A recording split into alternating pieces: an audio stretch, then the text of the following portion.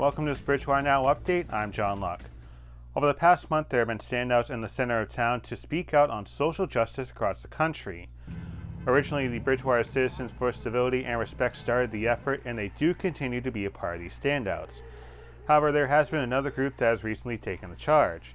Teresa Cruz Foley, Jen Rogan, and Jill Sheridan recently organized the Stand Up for Justice series. This features guest speakers who are looking to give those in attendance a direction on what they can do to continue spreading awareness on social justice. Aaron Fitzgibbons has more in this report. On June 20th, the Stand Up for Justice group had their peaceful protests on the Bridgewater Common, with remarks from Cleone Mainville, Michael Dutton, Mark Lindy, and Bishop Tony Branch. There's this mystery that this movement is against police officers, and that is absolutely not true. What we are against is the brutality against men and women, black people. We're against that brutality and violence, and we're just trying to make change. One of my favorite quotes is by Elie Wiesel, who wrote the book Night and all sorts of other things. And this is why I'm here. We must always take sides. Neutrality helps the oppressor, never the victim. Silence encourages the tormentor, never the tormented. Sometimes we must interfere. When human lives are endangered, when human dignity is in jeopardy, national borders and sensitivities become irrelevant. Wherever men or women are persecuted because of their race, religion, or political views, that place must, at that moment, become the center of the universe. So, what is my responsibility as town manager? It's to make sure every resident and voter of Bridgewater has a voice at the big table. It's to make sure that the table is big enough to handle the wide divergence of thought. And it mostly is to bring people together. Because this town, this cause, our world, only works if we bring people together.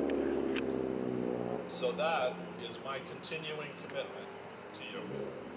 I am proud to be here today. I'm proud to be with my former colleague, Mark Lindy of the Southeastern Regional School Committee, other people that I know. Cleone, thank you for your great work. The town manager that's doing great work in this town.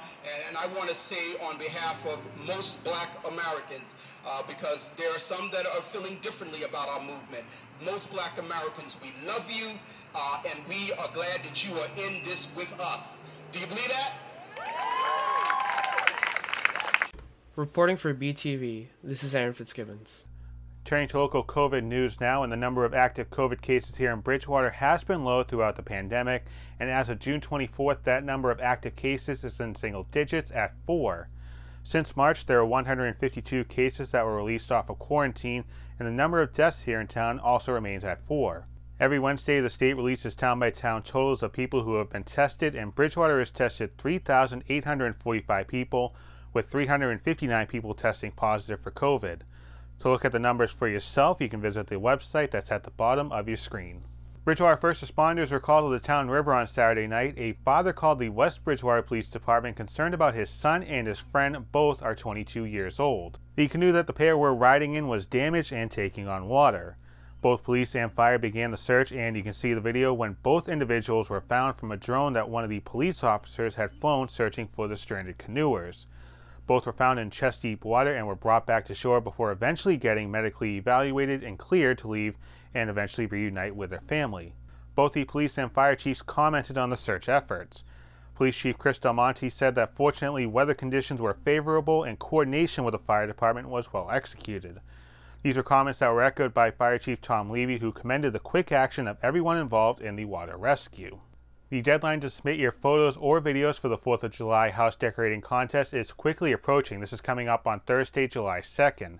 You can send in your photos or videos of your house to jfowler@btvaccess.com or buzzcurl@comcast.net.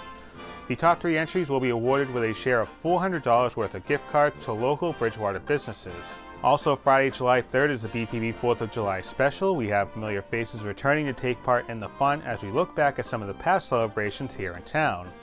We'll also have some trivia, virtual performances, and of course a fireworks display as well.